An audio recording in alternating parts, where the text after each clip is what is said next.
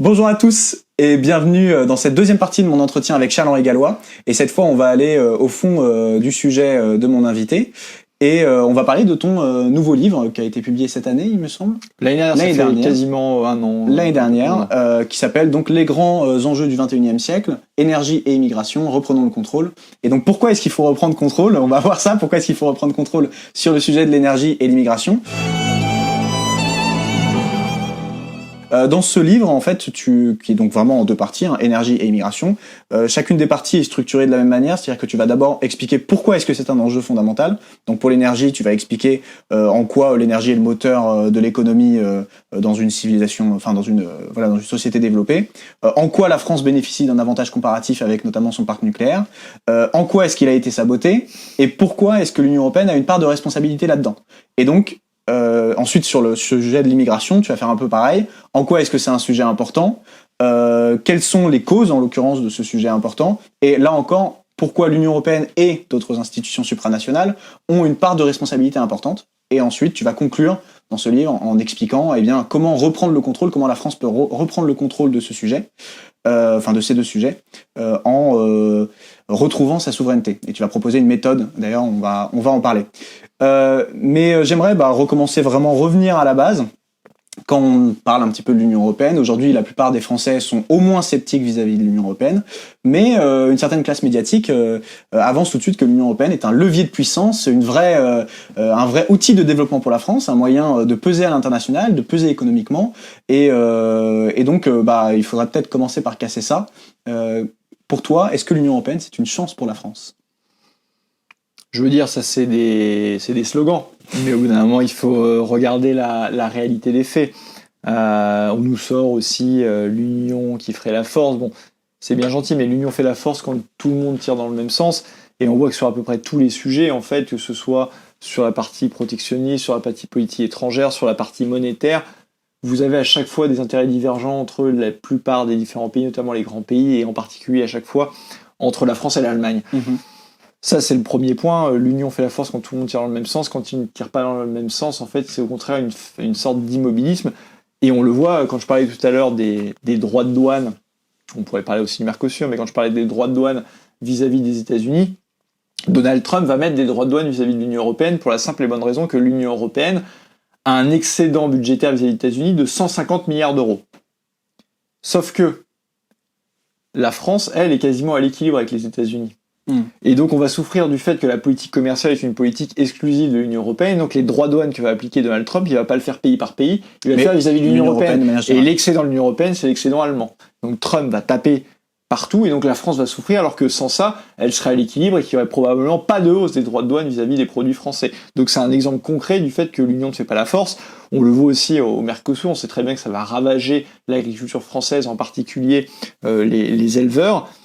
La France, officiellement, la Macronie se dit contre, mais on voit que ses députés au Parlement européen sont plutôt pour, donc c'est toujours un petit peu fumeux. Mais surtout, le fait que ce soit une politique commerciale exclusive fait que de toute manière, la France ne va pas choisir. La France ne choisira pas, parce que si l'Union européenne décide de scinder un de l'accord entre un volet politique et un volet purement justement commercial, le volet purement commercial peut passer à la majorité qualifiée sans droit de veto, et donc si la France est en minorité, ce qui semble être le cas quand on regarde partout, le Mercosur peut passer sans l'aval de la France. Donc non, l'Union ne fait pas la force, et de toute façon, il suffit aussi de regarder encore une fois les chiffres et le bilan. La zone euro, c'est la plus faible zone de croissance du monde, et la zone euro, c'est la zone économique du monde où le taux de chômage est le plus important. Donc au bout d'un moment, quand on nous avait dit que ce serait formidable, que justement l'euro apporterait plus de croissance, il faut voir les promesses de l'euro. Toutes les promesses de Maastricht, donc c'est pas seulement l'euro, d'ailleurs c'est les promesses de l'Union européenne d'une manière générale. En fait, elles se sont toutes avérées complètement fausses.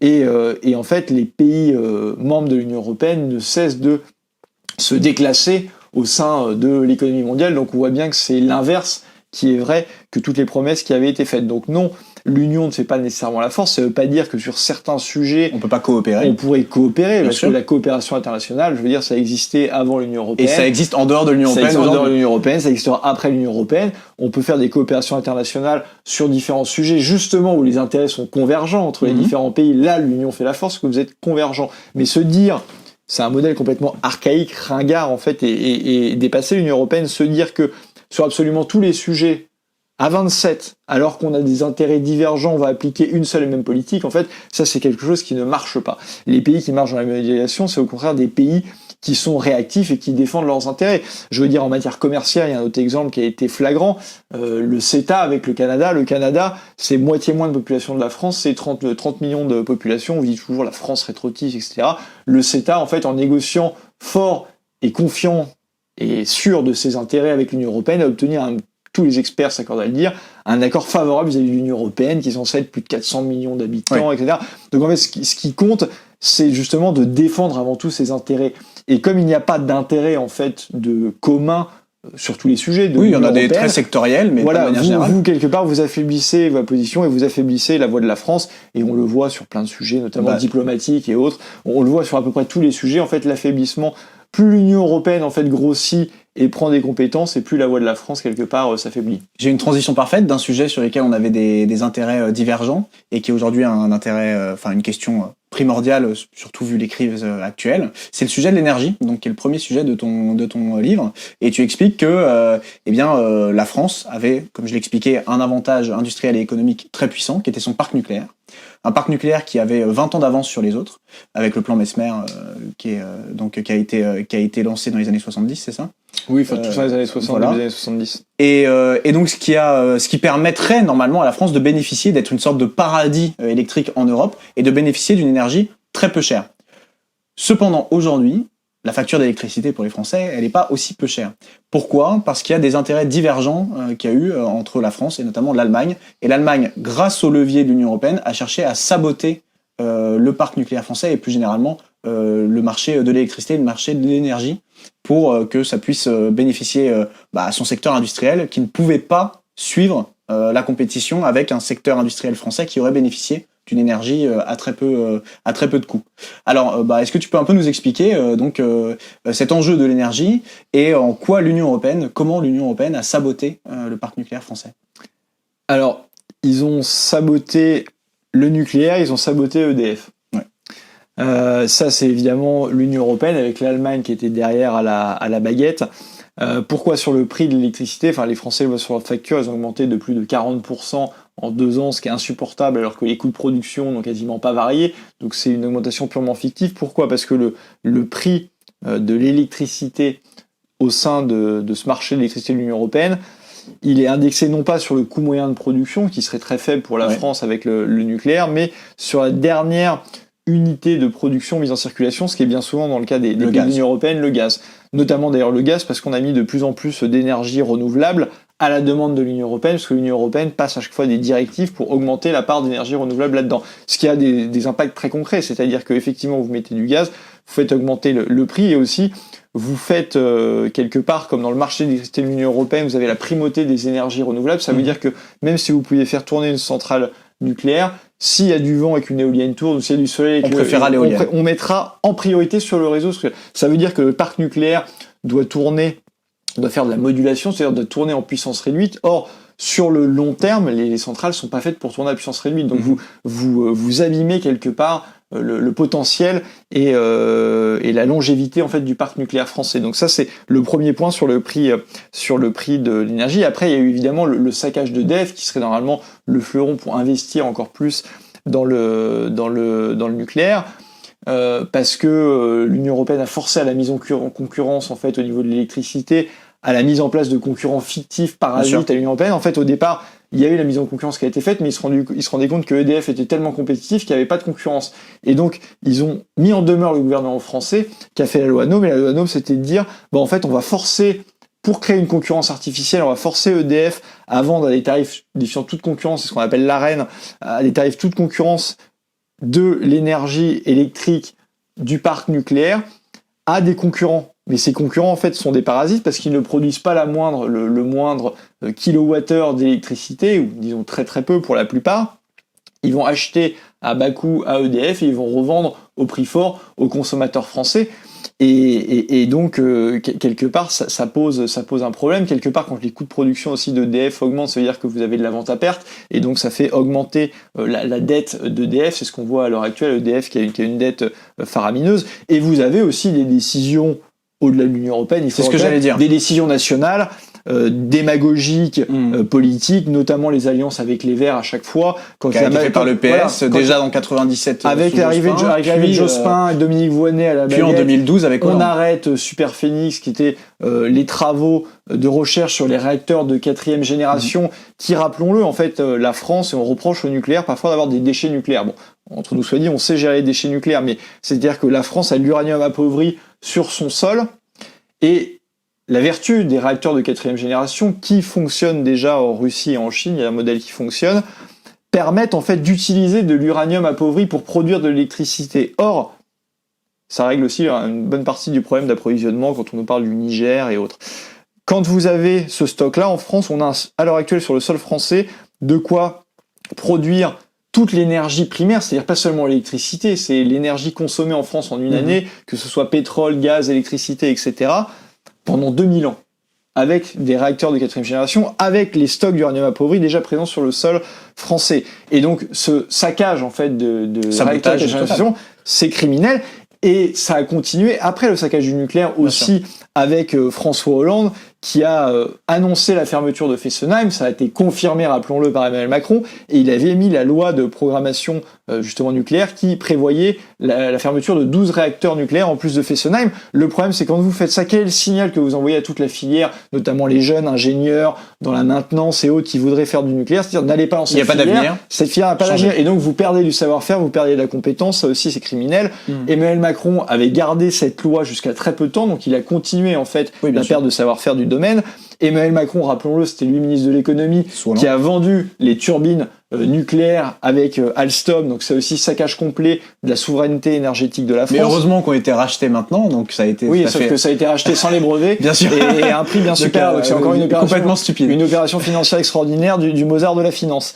Et en plus de ça, je veux dire, il y a eu cette loi-là, il a confirmé la fermeture de Fessenheim, et il a arrêté le projet Alstrid, qui était un autre projet de recherche sur les réacteurs de 4e génération. Donc ça aussi, quand on est un homme d'État, normalement qu'on a une vision long terme, s'il y a bien quelque chose auquel vous ne touchez pas dans le cas de la France et de son savoir-faire nucléaire, c'est d'arrêter la recherche sur les réacteurs de 4e génération, parce que comme je vous l'ai dit, c'est la clé pour une souveraineté énergétique en fait totale de la France. Donc il y a eu évidemment une responsabilité écrasante de l'Union européenne, je veux dire même les 5 directives sur les énergies renouvelables qui forcent à produire 42,5% d'énergie renouvelable dans votre mix. La France a déjà été sommée de payer des amendes parce qu'on ne le faisait pas. Mais si vous voulez monter à 42,5, ça veut dire que non seulement vous ne pouvez pas relancer le nucléaire, mais vous devez baisser la part du nucléaire pour atteindre en fait ces montants-là et ne pas payer d'amende. Donc c'est un truc qui est complètement aberrant parce que le nucléaire est une énergie bon marché, c'est une énergie qui est complètement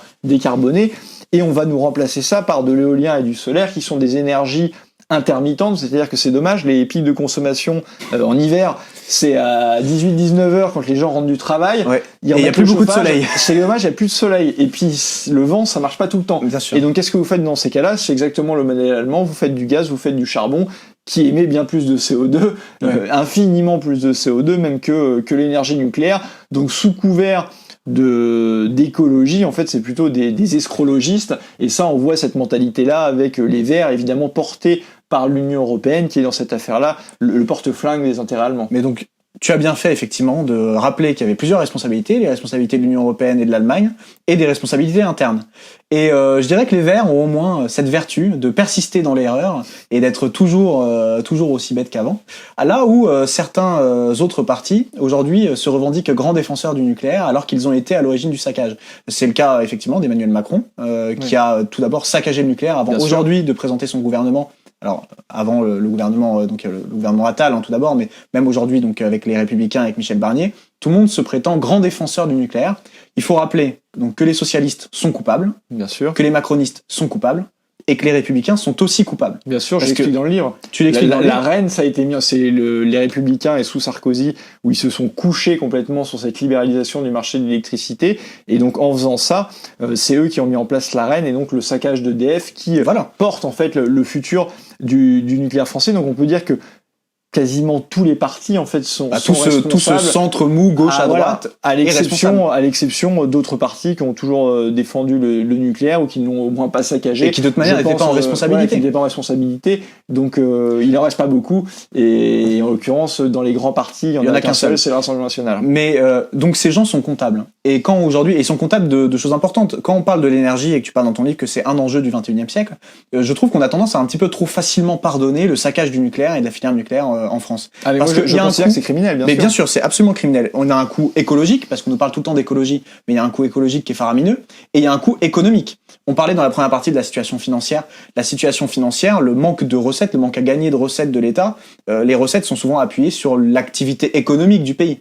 Et cette activité économique, le nombre d'emplois qui auraient pu être préservés grâce à une énergie avec un faible coût, le nombre d'emplois industriels et tout ce qui en découle, on sait qu'un emploi industriel, c'est 5 emplois dans les services après. 3-4. Eh bien, le nombre d'emplois est énorme. L'activité économique qui aurait pu bénéficier de cette économie, de cette énergie, est absolument énorme. Et comme tu le dis dans le livre, on avait 20 ans d'avance sur le nucléaire. Aujourd'hui, on a 20 ans de retard. Donc, c'est criminel. Et ces gens doivent être comptables et on peut pas les laisser se présenter comme les grands défenseurs du nucléaire aujourd'hui, alors qu'ils sont à l'origine de ce saccage. Bien sûr, vous avez à l'heure actuelle des records de défaillance des PME. Sur 12 mois, on est plus haut que les sommets de la crise de 2008, avec plus de 5600 PME qui mettent la clé sous la porte. Quand vous ajoutez les micro-entreprises, vous êtes à plus de 64 000 défaillances, donc c'est absolument énorme.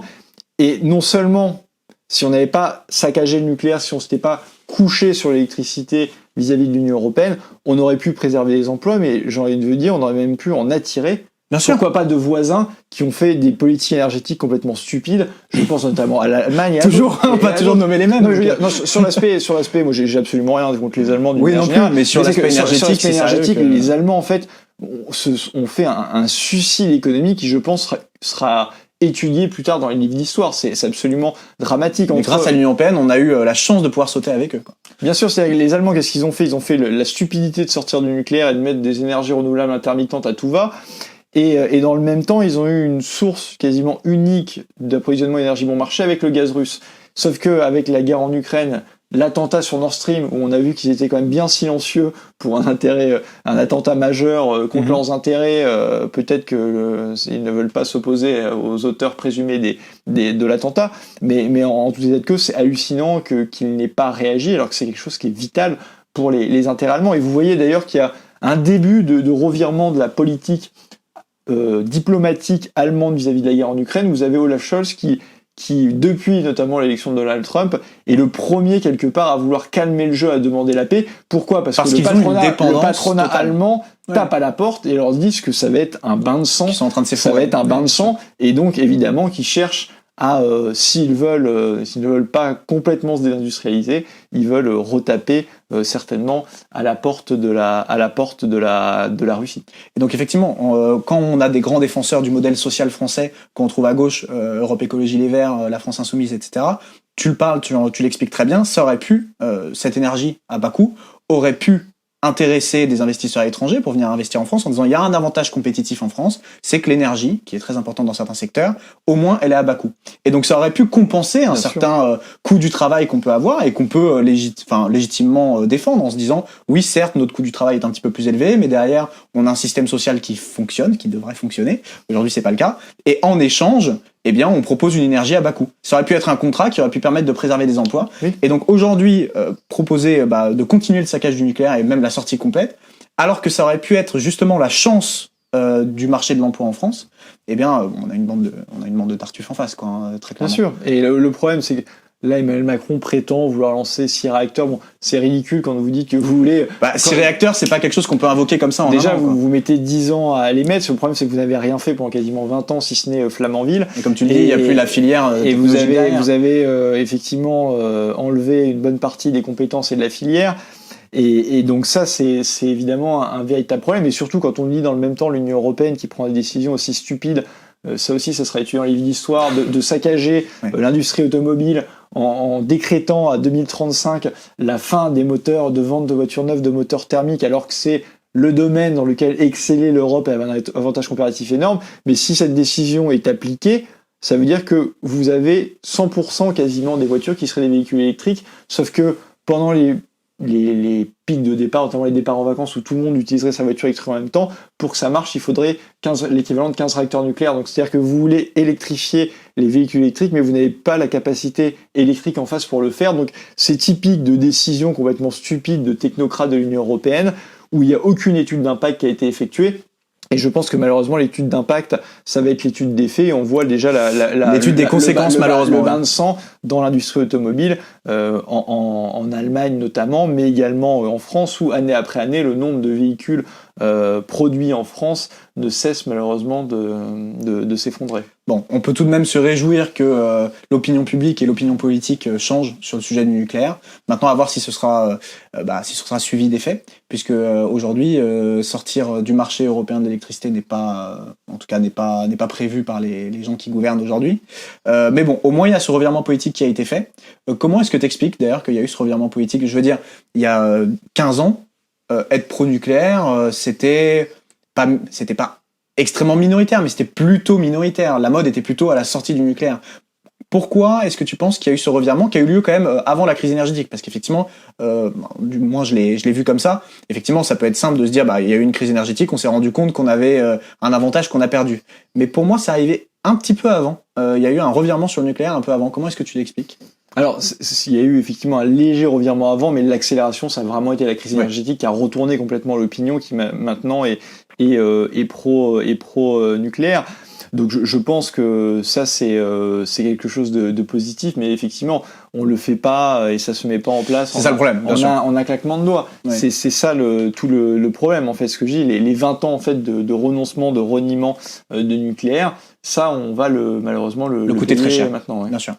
Alors on va passer sur le deuxième sujet de ton livre, qui est l'immigration, qui va plaire à peut-être nos spectateurs identitaires, puisque tu dis souvent on a certains groupes qui disent que le sujet de l'immigration, c'est effectivement un enjeu, et c'est un enjeu qui est à une plus grande échelle que l'enjeu national, et qui disent, puisqu'il y a un enjeu plus grand que l'échelle nationale, eh bien, réponse hors de l'échelle nationale. Toi, dans ton livre, et je suis complètement d'accord avec toi, tu dis que non, au contraire, la réponse doit être nationale, parce qu'aujourd'hui, la structure supranationale qu'est l'Union européenne est un boulet pour la France, pour qu'elle puisse traiter le sujet de l'immigration correctement.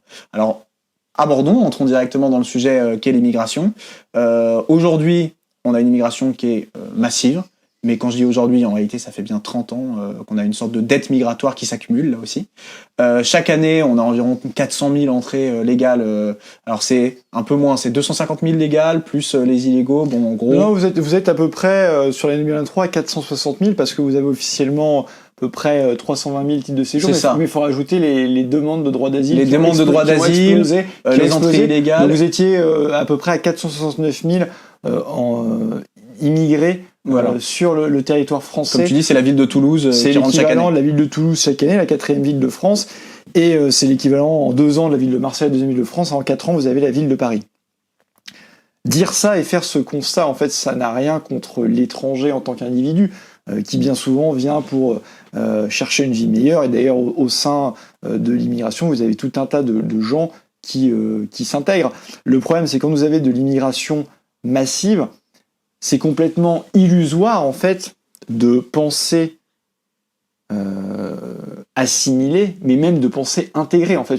C'est une question de nombre. Mais de toute manière, c'est de manière générale. Oui. Si tu donnes un bon exemple, c'est si demain on envoyait 4 millions de Français au Mexique, c'est normal pour un Français d'aller retrouver les Français du Mexique. Et il vivrait à la française au Mexique. Exact. Et d'ailleurs, si on a aujourd'hui des spectateurs qui vivent à l'étranger, j'imagine que vous avez rencontré peut-être d'autres Français à l'étranger et que c'est peut-être ceux que vous fréquentez le plus. C'est normal de chercher ceux qui nous ressemblent. C'est une question de nombre. C'est-à-dire qu'on intègre et on assimile a fortiori des individus, on ne peut pas le faire avec des peuples. Donc c'est une question de nombre. En fait, plus vous avez un nombre important, et moins en fait il y aura assimilation avec la population d'origine de ces pays-là. La France, pendant des années, en fait, s'est enorgueillie justement de réussir de l'assimilation de populations qui venaient des 4 coins du pays, mais parce qu'on n'était pas du tout sur les mêmes chiffres en termes d'immigration, et en plus vous étiez dans un système où la machine économique fonctionnait à plein régime, et le travail permettait aussi, était un facteur supplémentaire d'intégration et d'assimilation. Mais vous étiez sur des chiffres beaucoup plus petits. Maintenant, on est sur des chiffres qui sont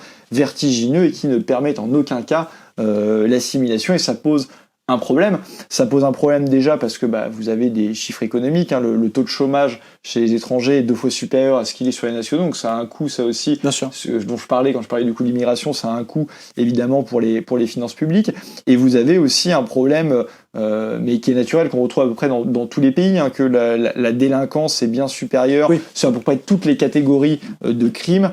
Vous avez un rapport de 1 à 3, et qui est parfois 1 à 10 selon le type de crime, entre les étrangers et les nationaux. Peu importe d'ailleurs la nationalité. Oui, tu prenais l'exemple aussi si vous allez en Suisse, de la Suisse avec vous allez avoir des pays des Balkans, etc. Donc il y a c'est partout pour la simple et bonne raison que quand vous arrivez dans un pays qui ne partage pas la même culture, les mêmes mœurs, etc., et que vous arrivez peut-être dans une situation qui est plus délicate, vous allez plus tourner vers la délinquance et vous allez de toute façon avoir plus de sorte de déviance parce que vous vous retrouvez dans un pays qui est très différent du vôtre. Donc ça marginalise, ça met à l'écart. Ça peut s'expliquer.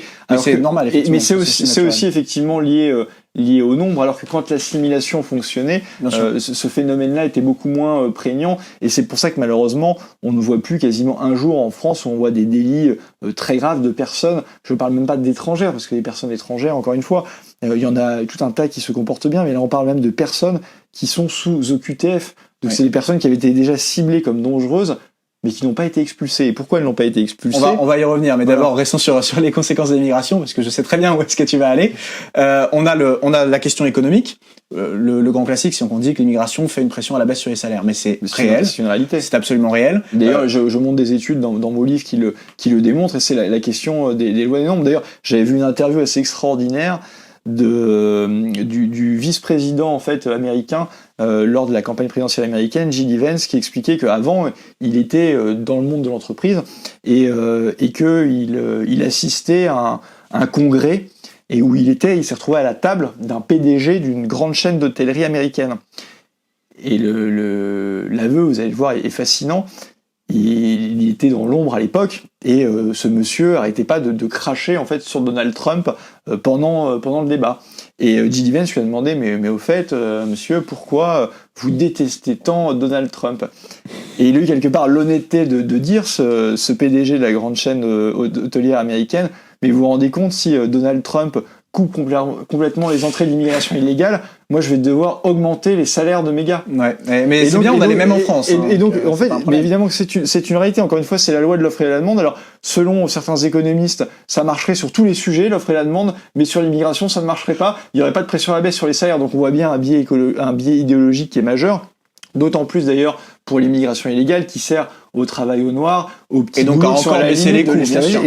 Et d'ailleurs, par exemple, dans le secteur de la restauration. Bien sûr. Et d'ailleurs, ça n'a absolument aucune, et ça, je vais casser des codes là-dessus. On nous dit, vous êtes contre l'immigration, donc vous n'êtes pas humaniste. Mais est-ce que c'est humaniste de faire venir des gens pour faire pression à la baisse sur les salaires et des gens pour occuper des boulots à la limite de l'esclavagisme, en fait? Donc non, ça n'a absolument aucune humanité à faire ça. De même que ça n'a aucune humanité de faire des appels d'air et donc de pousser en fait les migrants à traverser la mer, parce que plus vous avez de migrants qui pensent en fait que c'est l'Eldorado en Europe, qu'il faut aller en Europe, plus il y aura de traversées et plus il y aura de morts en Méditerranée. Donc en fait, l'humanité c'est l'inverse, l'humanité c'est la fermeté qui amènera moins à la fois de morts en Méditerranée, et c'est la fermeté qui arrêtera cette pression sociale ignoble. On nous dit souvent, mais regardez, c'est un espèce de mépris de classe absolument dégueulasse et hallucinant de certains qui vous disent, regardez, certains métiers en tension, les Français ne veulent pas les faire, mais qu'est-ce que c'est un métier en tension ? C'est un métier qui est pas assez rémunéré. C'est un boulot qui est difficile et mal rémunéré. Voilà.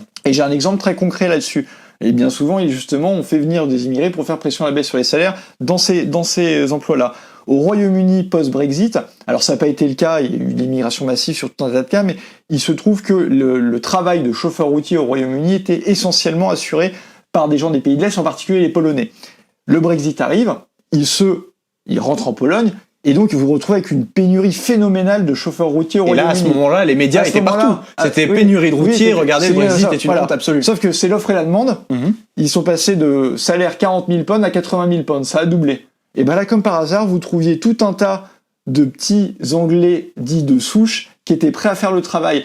Évidemment, en fait, un métier en tension, encore une fois, c'est un métier difficile et mal payé, et vous vous retrouvez miraculeusement que si vous augmentez les salaires, vous trouvez plein de nationaux qui sont prêts à faire ce travail-là. Donc, il faut arrêter, en fait, ce chantage permanent aux métiers en tension, etc., qui ne sont rien d'autre, en fait, qu'un cache-sexe d'une pression à la baisse sur les salaires, d'une exploitation humaine, ni plus ni moins. Bien sûr. Après, en plus, donc il y a un coût économique, puisque les gens pourraient dire oui, mais justement, ça permet d'avoir une main-d'œuvre moins chère d'un point de vue purement machiavélique, une main-d'œuvre moins chère, et donc ça stimule l'activité économique.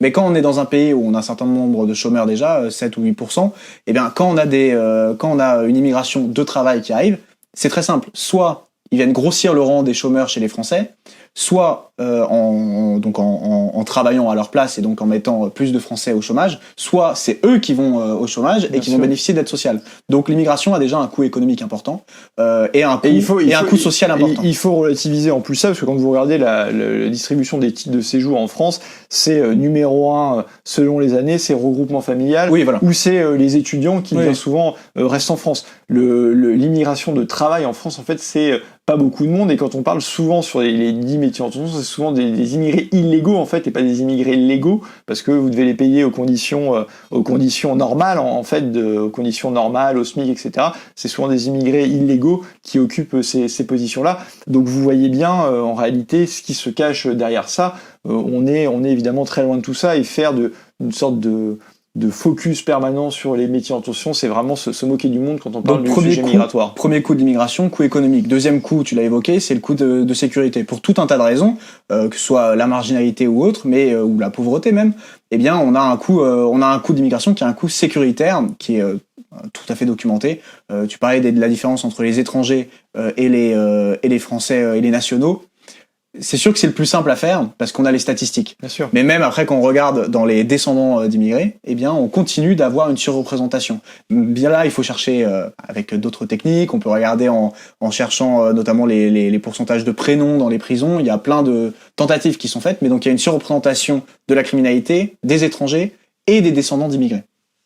Et le troisième sujet quand même qui est important au niveau de l'immigration, et je pense qu'il faut vraiment pas le sous-estimer, parce qu'on parle de l'économie, on parle de la sécurité, parce que politiquement c'est le plus correct. Oui. Mais le troisième sujet dont j'aimerais rapidement évoquer avant de parler sur des causes de l'immigration, c'est la question de l'insécurité culturelle. Je voudrais aussi répondre un point là-dessus, parce qu'il y a quand même... Il y a bien souvent, en fait, il y a une majorité de personnes issues de l'immigration qui se comportent bien. Il y a une minorité qu'on retrouve justement dans ces cas de délinquance qui ternissent en plus l'image des immigrés qui se comportent bien. Il y a beaucoup d'immigrés qui, eux, sont pour plus de fermeté, justement pour éviter d'être assimilés à ces populations-là. Et le problème, c'est qu'en France, on fait preuve d'un laxisme judiciaire absolument terrible, notamment la question des OQTF. On n'applique que 7% des OQTF, c'est un véritable scandale. Et je pense que à la fois la raréfaction, c'est-à-dire une baisse drastique des flux d'immigration légaux, une immigration zéro évidemment illégale en expulsant systématiquement tous les clandestins, et une expulsion des étrangers délinquants, en fait, ça permettra justement de faire le tri, et il y aura tout un tas de personnes issus de l'immigration qui seront ravis en fait de voir ce tri qui va être fait, parce que justement ils cesseront d'être assimilés à ces personnes qui quelque part, même c'est complètement injuste, ternissent leur image et leur réputation. Donc je pense que tout le monde en réalité gagnerait, d'autant plus que bien souvent de nombreux actes de délinquance se trouvent dans les quartiers avec une majorité de personnes issues de l'immigration. Ce sont parfois même les premières victimes en fait de ces délinquants. Donc ça, je pense qu'il faut également le souligner particulièrement. Rapidement sur l'insécurité culturelle avant de changer, avant de parler des causes donc de l'immigration. Ce que je voulais évoquer par là, c'est que beaucoup d'oppositions qui se font à l'immigration. Je pense qu'aujourd'hui, la première cause de l'opposition à l'immigration en France, c'est la question sécuritaire. Mais il y a une deuxième cause qu'il faut pas sous-estimer, c'est simplement de reconnaître dans l'autre un autre, et du coup de ne plus se reconnaître dans l'autre. Je pense que c'est une question plus identitaire, c'est plus identitaire, mais qui est fondamentale. C'est aussi la question encore une fois du nombre. Oui, mais bien sûr, c'est tout le problème du nombre. Mais qui est fondamental, c'est-à-dire que quand on se retrouve, et c'est le cas dans certains transports, notamment à Paris, où on a l'impression de ne plus être en France du tout, ça met excessivement mal à l'aise les gens. Même au quotidien, ça a un coût. Au quotidien, ça a un coût parce que quand on fait face à une main-d'œuvre d'origine étrangère dans différents services, dans des services publics, et que manifestement la personne n'est pas assimilée, pas intégrée, et même a une maîtrise de la langue qui est plus que contestable, eh bien il y a un coût au niveau de la vie chez les gens. C'est-à-dire que quand on demande un renseignement à quelqu'un aujourd'hui dans une entreprise ou dans un service public et que la personne ne parle pas notre propre langue, eh bien ça rend la vie beaucoup plus difficile et ça crée de l'hostilité en fait. Ça crée une hostilité qui est importante. Donc la question identitaire, je voulais rapidement l'effleurer pour dire qu'elle est fondamentale, elle est capitale et je pense qu'elle crée une situation, un environnement de tension qui à terme risquerait d'être extrêmement dangereuse en fait pour la société française. Mais je pense qu'il faut dépassionner le débat, il faut se garder de dénoncer telle ou telle population, même si on sait, même si on sait très bien qu'il y a des immigrations qui sont plus facilement assimilables que d'autres du fait d'une proximité culturelle. Mais dans tous les cas, proche ou pas, comme tu dis, c'est une question de nombre. Mais il y a vraiment cette problématique en fait du nombre. Vous ne pouvez pas intégrer, assimiler 500 000 personnes par an. Donc la première urgence, c'est de réduire drastiquement en fait les flux migratoires sans d'ailleurs, ça c'est l'efficacité en fait, ça sert absolument à rien. Encore une fois, de pointer les uns ou les autres et de généraliser. On sait très bien que pour assimiler, on assimile encore une fois des individus, pas des peuples, et donc ça va être une question de nombre et qu'il faut tout simplement baisser le nombre et les flux migratoires qui arrivent en France. Et donc justement, on arrive sur cette partie, comment baisser les nombres de l'immigration, comment baisser le nombre de cette immigration, ce qui est un enjeu capital. Et eh bien, on pourrait se dire, voilà, il suffit que la France arrête de délivrer des titres de séjour, il suffirait de remettre des frontières ou ce genre de solutions qui semblent tout à fait évidentes. Pourtant, c'est un petit peu plus compliqué, et notamment, c'est là qu'on va aborder le sujet de l'Union européenne. L'Union européenne, eh bien, exerce un certain nombre de pressions sur la France, qui dépossède la France de sa souveraineté sur le sujet migratoire. Très rapidement, je tiens quand même à préciser que l'Union européenne n'est pas la seule et unique responsable. La France, notamment au sein de l'Union européenne, n'est pas la meilleure élève. Je vais pas prendre l'exemple de la Hongrie ou de la Pologne, puisque tu en parles très bien dans ton livre en disant que c'est pas des situations comparables, mais je vais prendre l'exemple de l'Allemagne qui a pourtant fait beaucoup d'appels d'air au niveau d'immigration, et je vais prendre un exemple précis qui est celui de l'accessibilité de la nationalité en Allemagne ou en France. Et en France, c'est beaucoup plus facile d'avoir la nationalité française qu'en Allemagne, ça l'est, qui demande des niveaux de langue, par exemple, plus importants. Voilà, je voulais faire cette incise très rapide pour dire que on n'est pas en train de dire qu'il n'y a aucun levier que le gouvernement pourrait utiliser. Bien sûr, bien sûr. Il y a des leviers, on pourrait réduire l'immigration et on pourrait être plus strict aujourd'hui. Mais bien sûr. Mais parce qu'on nous fait souvent ce faux procès de dire vous attaquez l'Union européenne pour éviter de parler de la responsabilité. Il y a plusieurs sujets. Donc j'ai fait d'abord cette incise. Et il n'y a pas que ça, même sur les OQTF, en fait, vous pouvez avoir des mesures de rétention, parce que bien souvent, c'est que vous n'avez pas les laisser passer pour les ramener dans les pays d'origine. Vous pouvez geler les avoirs des dirigeants, je peux vous dire, du jour au lendemain, ils reprennent tous leurs EQTF. Vous pouvez justement finir la politique des visas, et auquel cas c'est très impopulaire dans leur pays, et pareil, ils les reprennent tous. Vous arrêtez l'aide au développement vis-à-vis de ces pays-là, et en dernier recours, parce que c'est le plus injuste, vous arrêtez tous les transferts de fonds, parce qu'il y a beaucoup de ressortissants entre ces pays-là et leurs pays d'origine, et croyez-moi, de toute façon, dès la première mesure, ils vont reprendre tous leurs OQTF. Donc voilà, il y a un certain nombre de mesures. Il y a des questions, parce qu'il y a aussi des règles de l'Union européenne qui posent un véritable problème.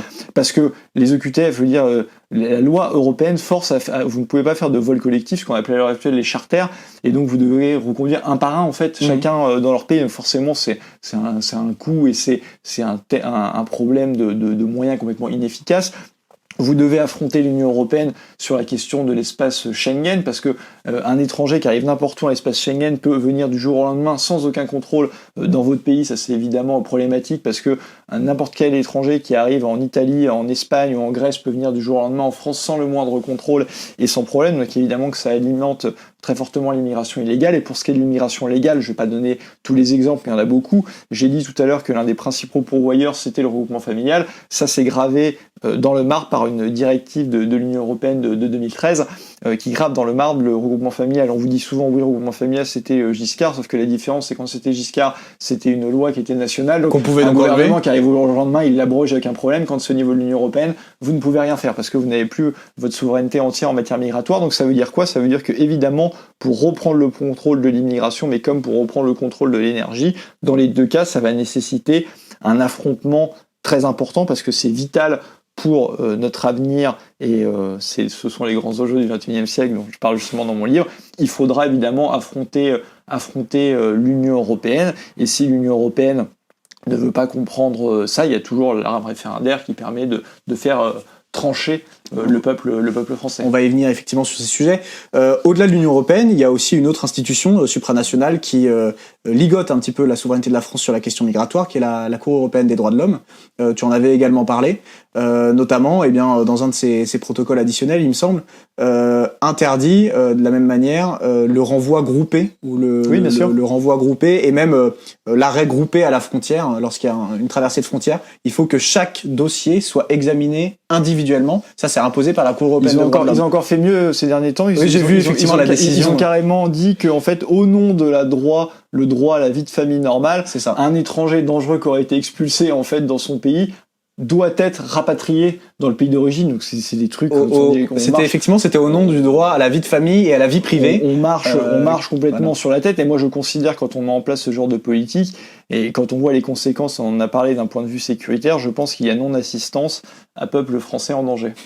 C'est joliment dit. Mais donc voilà, la Cour européenne des droits de l'homme, qui, rappelons-le, est une institution à part de l'Union européenne. Alors, l'Union européenne oblige ses membres à être membres de la Cour européenne des droits de l'homme. La Cour de justice de l'Union européenne s'inspire très souvent de la CEDH et inversement.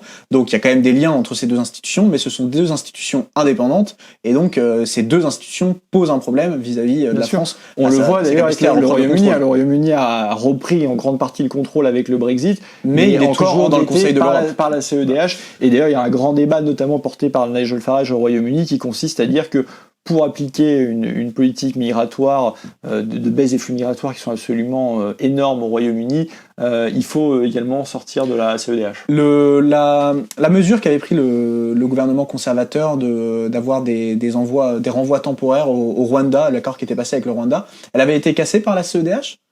Il y avait eu des problématiques sur la CEDH et jusqu'à preuve du contraire, ça n'avait pas été appliqué. Et de toute façon, il y a eu un changement après de majorité avec les travaillistes qui sont arrivés au pouvoir. Mais j'avais un doute sur le sujet. Voilà, en tout cas, je ne pense pas à l'heure actuelle que ça soit encore à l'ordre du jour.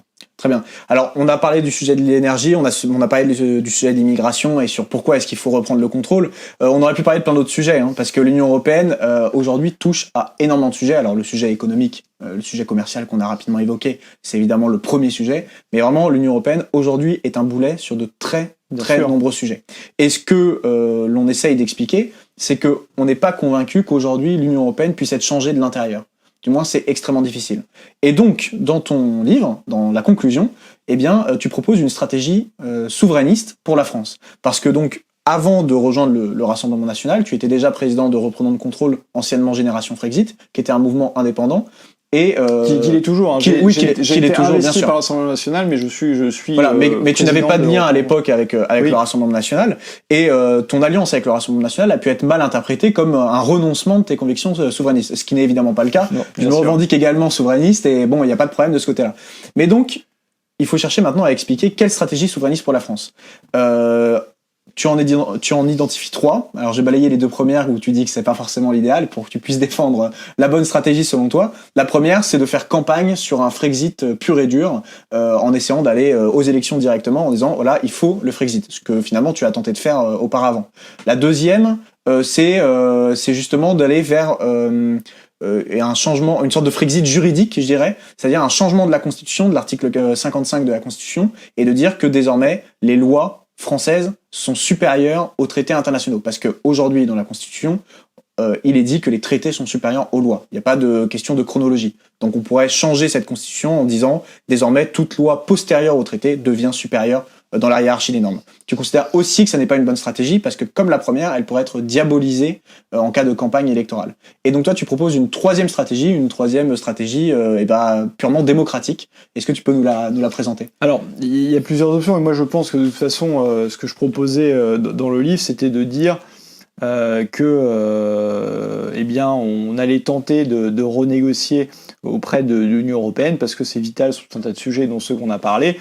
Et derrière, soit l'Union européenne accepte en fait les revendications, soit il y a un référendum sur l'appartenance à l'Union européenne et le peuple français tranchera, en sachant qu'il tranchera dans une situation qui est inédite, c'est-à-dire si vous voulez appliquer le programme pour lequel j'ai été élu, dans ces cas-là, il faudra voter pour la sortie. Et donc je pense que de toute façon, il faut voir la réalité. Je vois souvent certains souverainistes qui veulent être les plus purs. La réalité du paysage politique français est telle que vous avez de toute façon 3 grandes forces politiques. La seule force souverainiste, qu'on le veuille ou non, c'est le Rassemblement national qui, dans toute son histoire, a lutté contre tous les transferts de souveraineté à l'Union européenne, contre tous les traités de l'Union européenne. Donc si les mots ont encore un sens, c'est un parti souverainiste. On peut être souverainiste sans aller jusqu'à proposer un Frexit, sinon les mots n'ont aucun sens, sinon ce serait Frexit ou européiste, c'est complètement grotesque, sans aucune nuance et caricatural.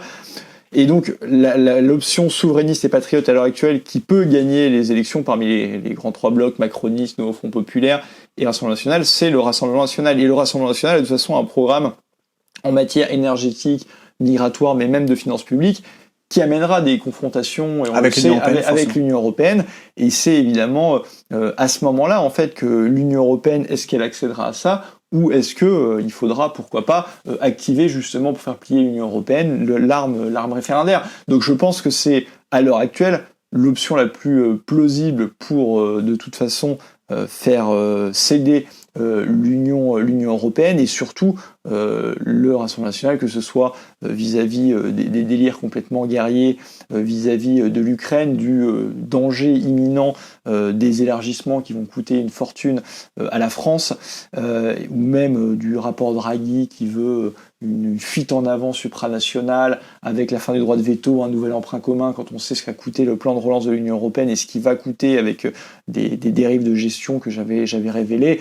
On voit que de toute façon, il n'y a que dans ces 3 grands blocs, le Rassemblement national qui sera une opposition souverainiste en fait à ces dangers qui sont imminents et qui réellement peuvent mettre fin à la souveraineté nationale française. Donc tu proposes comme stratégie, dans un premier temps, une négociation vers une transformation complète de l'Union européenne qui a été créée dès le début dans une visée fédérative à long terme. Donc dans un premier temps, une renégociation des traités pour arriver à un modèle d'Europe des nations et mettre derrière le deuxième temps, eh bien, si cette négociation n'est pas acceptée, la sortie de la France de l'Union européenne. En sachant qu'une Europe des nations, est la fin de l'Union européenne telle qu'elle existe, parce qu'une Europe des nations, les nations reprennent leur souveraineté. Eh bien, merci beaucoup de nous avoir suivis pour cette deuxième partie de mon entretien avec Charles-Henri Gallois, et on se retrouve très bientôt pour la 3e partie. À très vite.